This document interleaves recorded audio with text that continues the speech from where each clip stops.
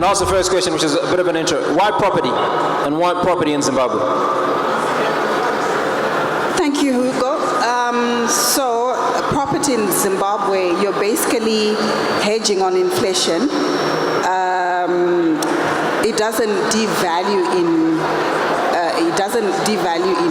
what it's worth. So property is the way to go to protect your investment. Then if I asked you the same question? So I own land in Kwekwe, and being in the UK property market for many, many years in the commercial sphere, I have seen an opportunity to develop in Zimbabwe. The stability has been very attractive, and as the margins are reduced in property in the UK, it's time to look further afield, hence back home in Zimbabwe. Mike, you've spent many, many years in the United Kingdom. You moved back to Zim several months ago. What was the biggest surprise to you about the property market in Zim? Well, thank you for inviting me today. For me, real estate or property is always going to be the biggest purchase that anyone will ever make in their life. And I did property development and estate management in the UK for such a long time. I got to understand the value of what property is and what it means to families and to individuals alike. Sometimes I used to get so satisfied from striking a deal for a buyer than for myself. So I would celebrate more than the buyer themselves. And I realized how important it is in Zimbabwe with our really messed up economy, where realizing the dream of buying property is exactly that. It's a dream, you know. And what I'm finding with a lot of the purchases that we are doing and the land opportunities that are coming in place now is that there's a real appetite to try and achieve affordable housing, because we have that crisis in Zimbabwe and in Africa, and there are so many stakeholders that are looking to see how can we get our civil servants, for example, achieving the dream of buying real estate. So I'm hoping that I'm part of the solution that then comes up with ways of making buying real estate something that is really achievable, regardless of how very difficult our economy is. Mary, let's talk about which property types are giving the best returns right now. Is it the rentals, commercial blocks, gated communities, agricultural land? Where is the money in that space? All right, so in terms of property development, if you're talking of cluster homes, because they offer security, you find you can get a return on investment from about 8 to about 10% return on investment on your property. So I would say cluster development, but also even in commercial space, you can actually get quite really good return on your investment, depending where it's situated. You find, like right now, there's mixed developments from commercial to residential. So I believe both residential and commercial really offer competitive return on investment. Yeah, and we're talking a little while ago about what you're doing specifically in the Midlands to pinpoint Kwekwe out. Now, Kwekwe has an incredible gold band, so I'd imagine that there are some guys there who are quarter-corsering and are making some money. So let's talk about who are you developing land for specifically in Kwekwe? Is there an attraction for people that are outside of Zimbabwe to invest in Kwekwe specifically? Are people not thinking, well, let me invest in the main center, let me invest in Harare, or let me invest in Bulawayo? What does Kwekwe have to offer? So obviously Kwekwe's got mineral wealth, a lot of mineral wealth, a lot of agriculture. There's a lot of recreation around Kwekwe. Our first phase was targeted at the local market, very much so. Smaller, high-density properties. We've got commercial units that are available, creating a space where people want to be around. This next phase, we're going to be looking at marketing to the diaspora, bigger property sizes, ideas we're talking about with various people about build-to-buy scheme. So you buy the land, but we'll do your one-stop shop for your whole property requirements, specifically marketed to the diaspora. Mike, when you look at many of the property developments, there are a lot of clusters coming up in Zimbabwe. So I want to focus a little bit on individuals that might be looking to finance clusters and talk about some of the amenities that you'd find within those clusters. If you use South Africa, where I live as an example, you've got a lot of communal areas. You've got a community swimming pool, tennis court, etc., etc. Is Zimbabwe going that way? Is it an opportunity? So if you've got multiple clusters that are going up at any given time, and I'm investing in my own set of clusters, what do I need to put in there to set it apart from everybody else? And what is it that people are looking for? So the cluster strategy in Zim is very deep. Where in South Africa you get a lot of super luxury cluster setups. In Zim, you find that they're putting clusters in 10,000 square meter spaces, maybe 4,000 square meter spaces. Where South Africa, you probably get, the tennis courts and the more lifestyle estate clusters in much bigger spaces. There's the whole densification conversation that's happening with the city of Harare. You'll find areas like Greendale, Vinona, are creating a lot of clusters in very small spaces because the land space back in the 70s, 80s were an acre.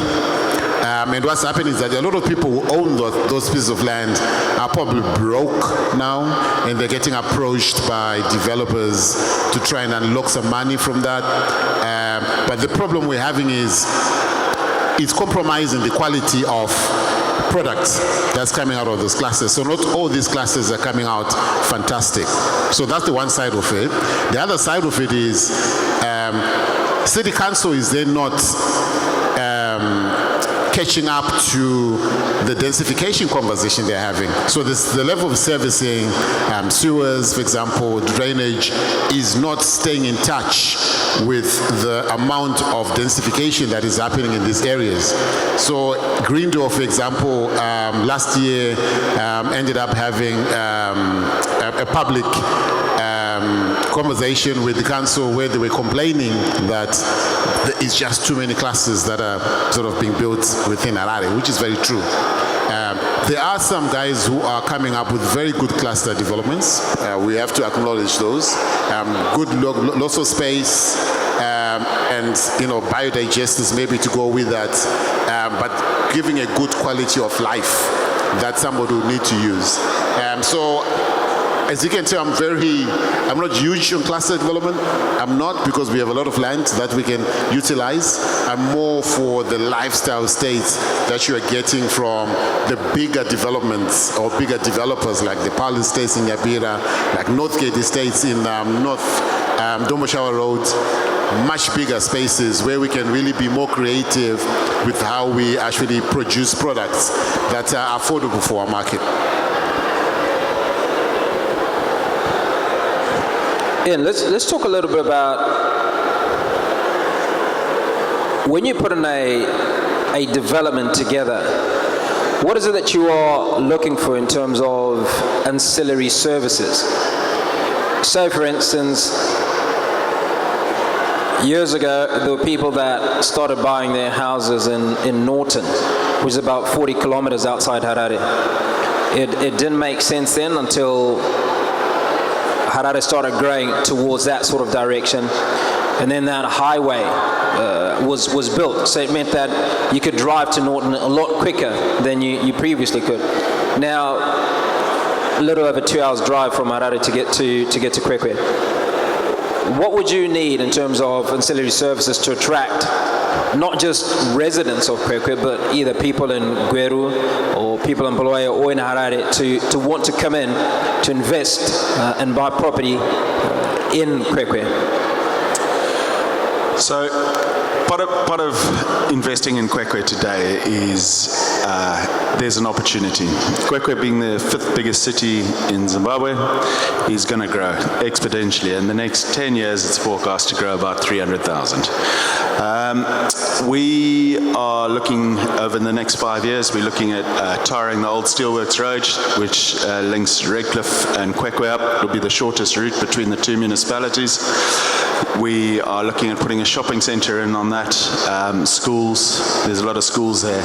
I think being the centre of Zim, it's got its own epicenter, it's got its own infrastructure.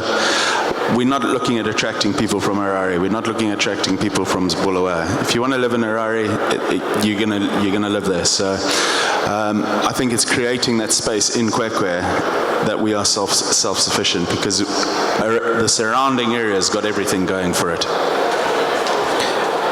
Mems, there's often a conversation about properties in Zimbabwe being overpriced, right? Now, pound for pound or dollar for dollar, you paying $300,000 for a property in Zimbabwe, which is roughly 6 million rand. For 6 million rand, you potentially can get either 2 properties or 2.5, or properties that are better placed. How do you advise your clients that, one, may not have $300,000 to spend on a property or want to acquire a property? Over the years, what have you learned, and what are sort of conversations are you having about getting value for money or finding the money, either on your own or collectively, to make some of those purchases? All right, so what I always advise my clients is to start somewhere. Please bring it closer to your mouth. Okay, so what I always advise my clients is to start somewhere. You don't have to start with a house for 200,000. You can start from a stand maybe for 20,000 and build your portfolio up as you go. And you find the demand in Zimbabwe is very high. That's why you find the property prices are also high, because there's not enough housing in Zimbabwe. So it's better for someone to actually start small and then build your portfolio up than to wait, because the prices aren't going to come down. So it's a different market in Zimbabwe than it is in South Africa or the UK. And I just urge my clients to start somewhere. What's important is to actually start investing, whether it's in a $20,000 stand or it's in a $100,000 property, but you've got to start somewhere, because the prices are not going down. All right, this is going to be my final question before I open it up to the floor, because we've got about 10 minutes to go. It's the same question for the three of you. I just want to know your response. We'll start with you, Mike. Money available. Do you buy a property in Harare and Bulawayo, in any one of those areas, or do you go Airbnb for that return, or do you build a holiday home of some sort that you can then potentially earn an income from, where you either put it in the Vic Falls, you put it in Matopos, you put it in the Eastern Highlands? What's your take? So, as Seeff, we have actually done some research on this. So data tells us that the high density in Zimbabwe is very much more productive than any other sector in terms of returns. So high density is coming up with the 12 to 16% returns. So going back to the question you asked Mems before, if I'm holding 100 grand, I am going to buy 3 or 4 units within the high density areas, because I know the returns are going to be fantastic. Push it a bit further, you'll find that student accommodation is playing around the 30% returns if you invest in that, compared to the Airbnbs and the resorts. So I'm always going to be encouraging people to really look at investing in high density student accommodation. 85% of our population are renters in Zimbabwe, so you're always going to have tenants. You just have to really create a good product for people to live and to find attractive and use that. So definitely high density. Ian, your thoughts on that? I'll second what Mike says there. I think for me the high density formulas work really well. But what you need to remember with the high density, the infrastructure costs are a lot higher. And we're talking about potential property crashes in Zimbabwe and all that. If property crashes today in Zimbabwe, it's going to affect everything downstream or upstream. So construction, all the materials are paid in US dollars, everything is serviced in US dollars. My guess is that your best return would come from a medium to low density property, less servicing costs for us as a developer. I would avoid the holiday home scenario. I think that market may be a bit saturated. There's data on Vic Falls, obviously being where it is, but I think if you are going to invest in anything, it's your medium low density. Your price point per square meter is a lot lower than your high density stands. So your high density stands can be about double the price of a low density stand. So if you can look for those opportunities, I would say go for the low density stands. Mary, your thoughts? Okay, I agree with Mike and Ian, but I would go commercial because you find the price per square meter is high. And I'll give a scenario. If you're to do a multi-story building on maybe a 2,000 square meter stand, it means you're getting rentals from all the tenants in the 2 floors or 3 floors that you've got.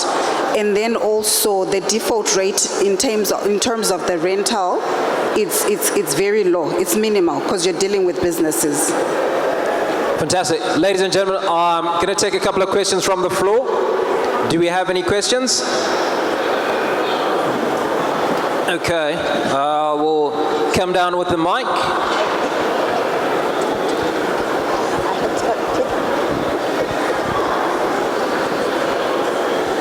Sorry, do you want to come this way so they can see you, because they can't see you behind the screen? Thank you. Hello, my question is for Mike. You said if you had $100,000, you buy a few properties in the high density. But my question is, my understanding is in Zimbabwe, you're only allowed to buy one house in the low density and another one house in the high density. You're not allowed to buy 3 properties in the high density. Could you just clarify that, please? No, it's not true. So that is not true. Yeah, I was told you can have only one title deed. That's not true at all. You can buy as much as you want. Do you want to buy your house now? Well, actually what you said makes sense. Instead of buying 2 houses in the low density, you could just buy for investment. So thank you very much for that. Thank you very much for a very informative presentation. My question was on the opportunities that are there in commercial properties. You did mention that, I think the lady said you'd prefer to focus on those sort of opportunities. What sort of businesses would you advise people to get into once they do have that commercial property in their portfolio?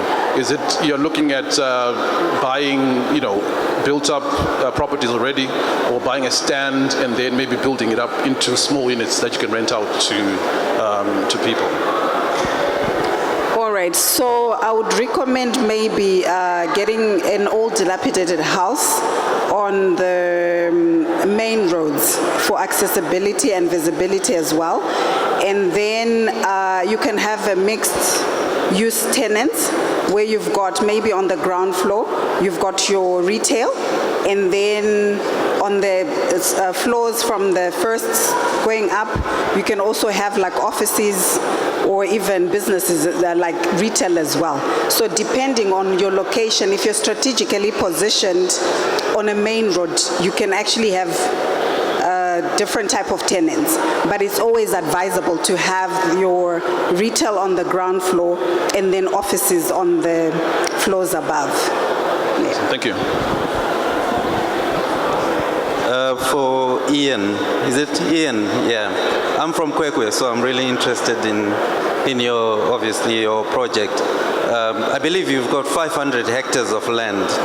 Is all the paperwork in place, like the subdivision permits and all that? So the larger developments coming is currently in subdivision at the moment. That's why we're only releasing the smaller developments. We are waiting for the compliance on the larger development to be approved. Cool. Any more questions? I'll take one more. I've got one more question over there.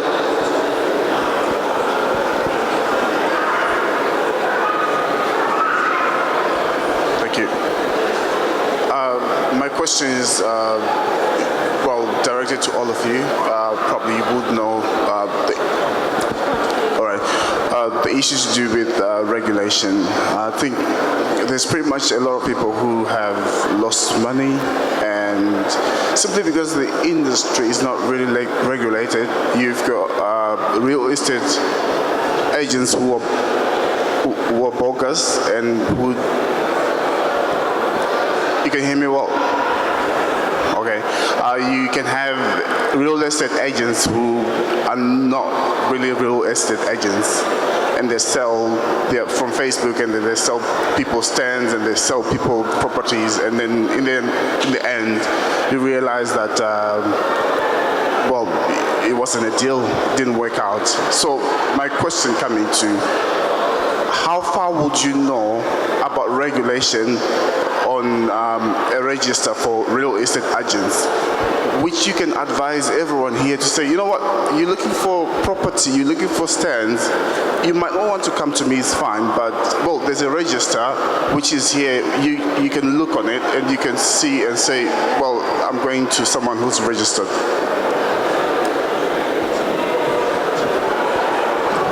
It's a toss-up, guys. So the question is, there are a lot of bogus agents. How do you verify that a guy on Facebook is legit? I suppose is the question. Is there a register where you can look up the registered real estate agents, or is it just a free-for-all? All right, so if you're on the social media or in the internet, you can look us up on the website for Estate Agents Council of Zimbabwe. That's where you've got all the registered agencies in Zimbabwe. And you can then verify if the certain agent is affiliated to the company that they are allegedly representing. Fantastic. A big thank you to Mike Tashaya, Principal Consultant at Seeff Zimbabwe, Ian Elsworth, CEO at Elsworth Holdings, and Memory Shenje, Managing Director, Plaza Properties. Ladies and gentlemen, appreciate your time.